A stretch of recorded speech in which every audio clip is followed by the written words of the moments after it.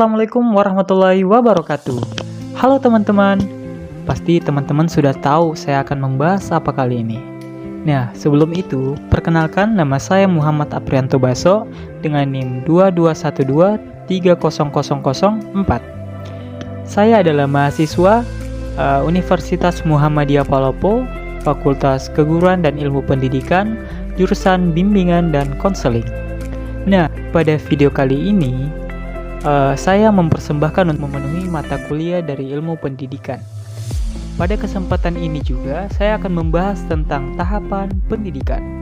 Nah, kira-kira teman-teman paham gak sih tentang tahapan pendidikan? Atau sekarang teman-teman lagi berpikir dan mengira-ngira bahwa pendidikan hanya berlangsung di sekolah saja? Jadi, sebelum kita membahas lebih lanjut tentang tahapan pendidikan, saya ingin menyampaikan bahwa tahapan pendidikan itu ada 3 macam, yaitu pendidikan sepanjang hayat, pendidikan pranatal, dan pendidikan pasca natal. Nah, yang pertama kita bahas dulu nih tentang pendidikan sepanjang hayat. Nah, apa sih konsep pendidikan sepanjang hayat itu? Atau apa sih pemahaman tentang pendidikan sepanjang hayat itu? Nah, konsep pendidikan sepanjang hayat adalah proses individu dalam proses pendidikan sejak ia kecil hingga masa tuanya. Nah, bisa dikatakan juga seorang individu yang melakukan pendidikan terus-menerus hingga akhir hayatnya. Jadi, pada proses ini individu tidak berhentinya untuk belajar dan menimba ilmu dari dia kecil hingga ia tua sekalipun, hingga ke liang lahat sekalipun. Nah, mengapa pendidikan sepanjang hayat itu begitu penting? Karena kita sebagai manusia, sebagai makhluk sosial, sebagai pemimpin yang berada di muka bumi, kita selalu dalam tahap pendidikan, tahap belajar. Kita sebagai manusia itu mempunyai naluri ingin mengetahui dan ingin belajar. Nah, maka dari itu pentingnya pendidikan sepanjang hayat guna mengupgrade daripada diri kita dan kita tidak ketinggalan dengan alur zaman dan juga memenuhi kebutuhan dari kita sendiri, dari diri kita. Nah, setelah kita mengetahui daripada pendidikan sepanjang hayat itu, tidak lupa juga ada beberapa aspek yang melandasi pendidikan sepanjang hayat. Nah, yang pertama ialah aspek ideologis, yang kedua aspek ekonomis, yang ketiga aspek filosofis, yang keempat aspek sosiologis, yang kelima aspek politis, yang keenam aspek teknologis, dan yang ketujuh aspek psikologis dan pedagogis. Mari kita bahas satu persatu tentang aspek-aspek yang menjadi landasan pendidikan sepanjang hayat. Nah, yang pertama adalah aspek ideologis. Semua manusia dilahirkan ke dunia mempunyai hak yang sama, khususnya hak untuk mendapatkan pendidikan dan peningkatan pengetahuan dan keterampilan pendidikan seumur hidup. Nah, yang kedua, aspek ekonomis. Cara yang paling efektif untuk keluar dari lingkungan kemelaratan adalah melalui pendidikan. Nah, melalui pendidikan seumur hidup memungkinkan seseorang meningkatkan produktivitas, memelihara dan mengembangkan sumber-sumber yang dimiliki. Aspek sosiologis. Para orang tua di negara berkembang seringkali kurang menyadari pentingnya pendidikan sekolah bagi anak-anak. Dengan demikian, pendidikan sepanjang hayat merupakan pemecah terhadap masalah bagi orang tua. Yang selanjutnya yaitu aspek politis. Pada negara demokrasi, hendaknya seluruh rakyat menyadari pentingnya hak milik dan memahami fungsi pemerintah. Oleh karena itu, pendidikan kewarganegaraan perlu diberikan kepada setiap orang. Dengan demikian, inilah menjadi tugas pendidikan seumur hidup.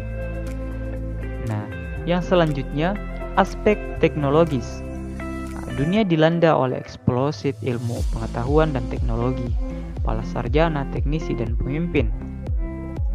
Negara berkembang perlu memperbarui pengetahuan dan keterampilan mereka, seperti yang dilakukan sejawat mereka di negara maju. Nah, yang selanjutnya aspek psikologis dan pedagogis. Nah, perkembangan iptek yang pesat mempunyai pengaruh besar terhadap konsep-konsep teknik dan metode pendidikan. Nah, selain itu, perkembangan tersebut menyebabkan makin luas dan dalam kompleks ilmu pengetahuan. Oleh karena itu, tugas pendidikan sekolah yang utama sekarang ialah mengajarkan bagaimana cara belajar, menanamkan motivasi yang kuat dalam diri anak untuk belajar terus-menerus sepanjang hidupnya, dan memberikan keterampilan kepada peserta didik untuk secara cepat mengembangkan daya adaptasi. Nah, yang terakhir ialah aspek filosofis.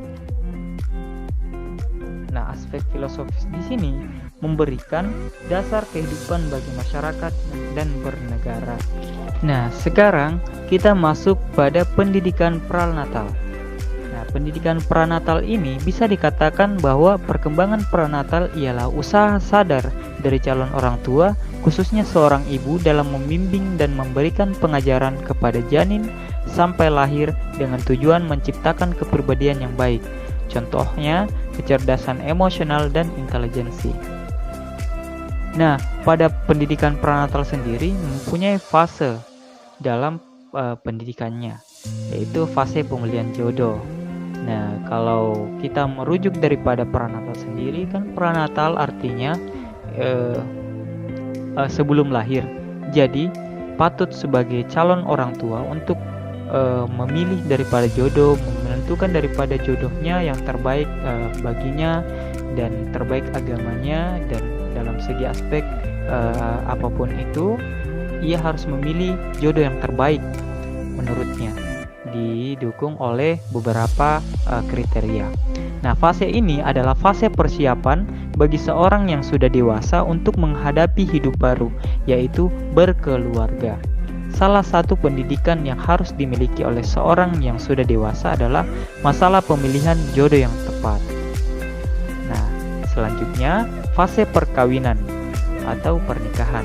Nah, menurut Abdullah Nasi Ulwan, masalah perkawinan terdiri dari dua, yaitu aspek perkawinan sebagai fitrah insani dan perkawinan sebagai kemaslahatan sosial. Nah, yang ketiga ialah fase kehamilan. Salah satu tujuan berumah tangga adalah untuk mendapatkan keturunan. Karena itu, seorang istri sangat mengharapkan ia dapat melahirkan seorang anak.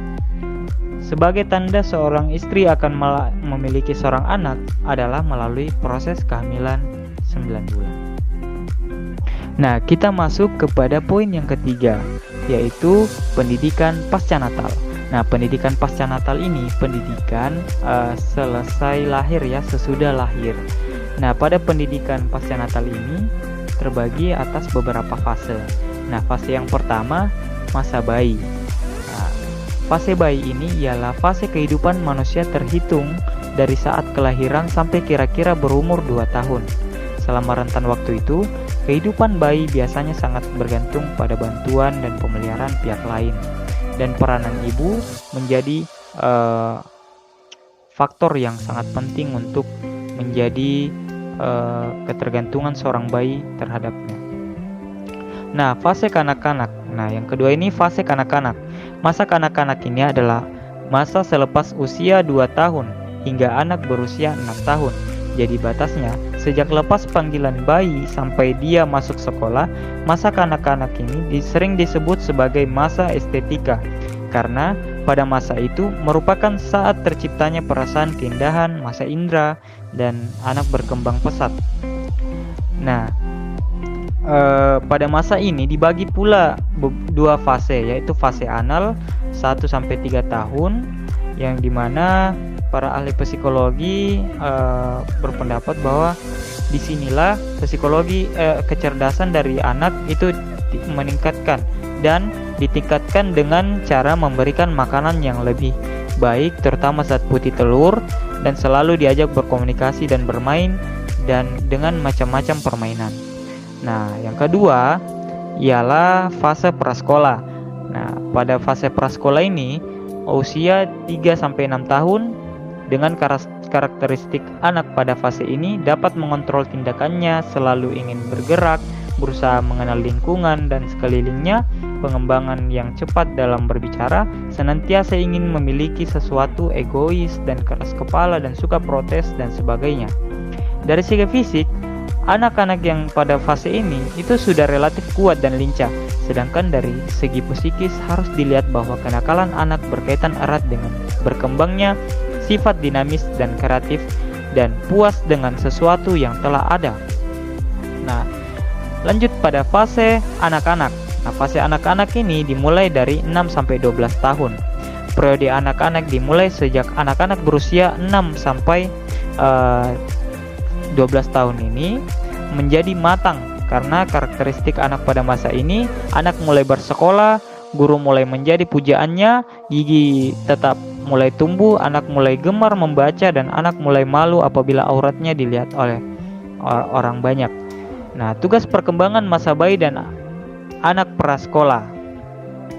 Nah, kita masuk pada tugas perkembangan masa bayi dan anak prasekolah. Nah, tugas bayi dan masa anak prasekolah ini ialah di mana tugasnya belajar berjalan, belajar memakan makanan padat, belajar buang air kecil dan air besar, belajar berbicara, belajar mengenal perbedaan jenis kelamin, mencapai kestabilan fisik dan jasmani, belajar mengadakan hubungan emosional dengan orang tua, saudara, dan orang lain, dan belajar membedakan baik dan buruk. Nah, masuk kepada fase remaja. Fase ini berlangsung dari umur 12 sampai 2 tahun. Nah, pada fase remaja ini dibagi atas 3, yaitu fase remaja awal, remaja madya, dan remaja akhir. Pada masa remaja ini membutuhkan teman yang dapat memahami dan menolongnya. Fase remaja ini juga emosi di mana tidak terkontrol dan juga dorongan untuk mencari pedoman hidup itu sangatlah besar. Nah, terus juga kita masuk pada tugas perkembangan remaja sendiri. Nah, tugas perkembangan remaja pada tugas ini itu lebih matang dalam memahami keimanan dan takwa kepada Tuhan Yang Maha Esa. Nah, terus juga yang kedua mencapai kematangan berperilaku dan etika. Yang ketiga mencapai kematangan emosional. Yang keempat mencapai kematangan intelektual. Yang kelima mencapai hubungan yang lebih matang. Yang keenam mencapai peran sosial sebagai pria dan wanita. Yang kelima menerima keadaan fisik menggunakan secara efektif. Yang kedelapan mencapai kemandirian emosional. Yang kesembilan mencapai jaminan kemandirian ekonomi. Dan yang ke-10 memilih dan mempersiapkan karir. Dan yang terakhir ialah mempersiapkan pernikahan. Selanjutnya kita masuk kepada fase dewasa. Nah, fase dewasa ini terbagi juga atas 3, yaitu fase dewasa dini, fase dewasa madya, dan fase dewasa akhir. Nah, fase dewasa dini yaitu masa pencarian kemantapan dan masa reproduktif, yaitu suatu masa yang penuh masalah dan ketenangan emosional. Nah, fase dewasa madya, fase ini dipandang sebagai masa usia antara 40 sampai dengan 60 tahun. Nah, usia madya merupakan periode yang sangat menakutkan. Nah, di usia ini merupakan usia transisi, masa stres, masa yang berbahaya, usia canggung, masa berprestasi, masa evaluasi, dievaluasi dengan standar ganda, masa sepi, dan masa jenuh. Biasanya pada umur dewasa ini akan tampak tanda-tanda atau isyarat menunjukkan kemana cenderung yang sebenarnya. Nah, selanjutnya fase dewasa akhir. Adapun ciri-ciri usia lanjut ini ialah merupakan periode kemunduran, perbedaan individu pada efek menua, usia yang dinilai dengan kriteria yang berbeda. Pada umumnya, ketika seseorang telah mencapai usia dewasa, dia sudah mempunyai banyak ilmu, pengetahuan, dan pengalaman. Sedangkan selainnya, mereka langsung dihadapkan dengan permasalahan pekerjaan, masalah kemasyarakatan, masalah perkawinan. Atas dasar itu, pendidikan yang diberikan pada mereka harus sesuai dengan situasi dan kondisi. Jadi saya kira seperti itu yang saya dapat jelaskan pada fase tahapan pendidikan. Saya kira itu saja yang dapat saya sampaikan pada video kali ini. Kurang dan lebihnya mohon dimaafkan. Kalau kalian suka dengan videonya, silahkan kalian like, comment, dan subscribe, dan juga share ke teman-teman kalian agar informasi ini senantiasa tersebar, dan semoga informasi ini bermanfaat bagi kita semua. Saya akhiri, wassalamualaikum warahmatullahi wabarakatuh. Thanks for watching.